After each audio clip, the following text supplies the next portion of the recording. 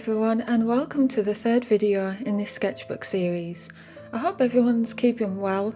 Here in England, lockdown was lifted yesterday, but I'm in the northeast of England and we're in tier 3, which is the highest alert tier. We've got 3 tiers in England and 3 is the highest risk. So there's still restrictions on meeting up with people and that sort of thing. I think most of the shops are open though. I haven't been, I haven't even thought about going because I can't imagine what it's going to be like at this time of year at Christmas when the shops have been closed for the past month and now they've just opened and we've got about 3 shopping weeks left for Christmas. So I think they're just going to be really busy, and I think there's going to be queues everywhere, like outside the shops and stuff. So I haven't even thought about going to the shops or anything, and I'll avoid them apart from just the food shopping that we go for each week. So this insect that I'm sketching today is a banded demoiselle, which is the largest species of dragonfly in the UK.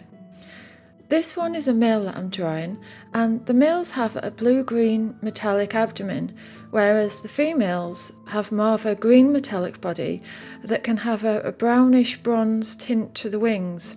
Also, only the males have the dark band on the wings. So these banded demoiselles like living around slow-moving water, like canals and streams and slow rivers, that sort of thing.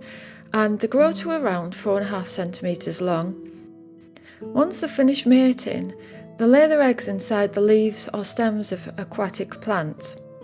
The eggs then hatch out 2 weeks later, and the nymphs live underwater for around 2 years around the roots of plants before shedding the skin, emerging as winged adults.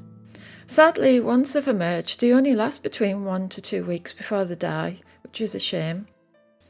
I don't think I've ever come across one of these, but I'll definitely be on the lookout for them next summer. I think the only ones that I've come across regularly are the blue common damselflies, which are smaller than these ones. I just wanted to say quickly about the photographs that I've been putting in the corner of each video. I decided to add them because, in my experience, when I watch other people's videos that put a photograph on the screen for you to follow along, I think, for me, it helps to recognise what marks they're making on the paper when they're drawing or painting and why they're putting a certain colour or a certain mark in an area on the paper. Rather than, if there's no photograph there for the viewer to reference, it can be a bit like being blindfolded until the end when it's revealed.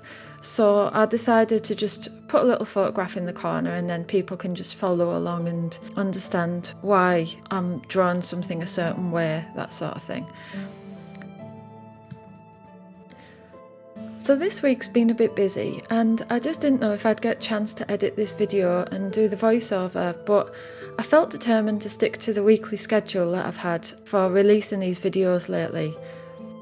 I had to take my dad for a hospital appointment on Tuesday and he's got something wrong with his lungs, but we don't know exactly what's wrong yet. He's just been getting some tests done, but I've been a bit worried about that. And then I've also received a last minute building portrait commission last weekend. That's going to be posted to the US for a Christmas gift, so I've been working on that as fast as I can so it arrives in time. It's a restaurant in New York City and I'll post a photograph of it on Instagram after Christmas. I'm really hoping it gets there in time, but the customer did say that she understood it might get delayed in the Christmas post, but she was happy to take the risk anyway. So I'm going to be working on the rest of that once I get this video out to see if I can get it finished today and then I can get it posted to the customer before the weekend. My shop's been a bit busier than usual too, and I've actually sold out of my London pub zines. I do have 2 that I need to list as seconds though. They've just got some tiny watermarks on the front cover, so I need to take some photographs of those and list them at a reduced price in my shop. I'm not in too much of a rush because I don't think anyone will want to buy a zine with marks on it as a Christmas gift. So I'll just do that when I get some time. I've decided I'm not going to be restocking those zines though, as much as I'll miss them. But next year I'm going to be working on another zine, so that's exciting. So I'm going to leave you all here now. I'm hoping you've enjoyed watching this male banded demoiselle come together. To be honest, I think it was my weakest one out of the 5. Next week's my favourite. It's a common earwig and I really like how that one turned out. So join me here next week to see that, and thanks for watching. Bye!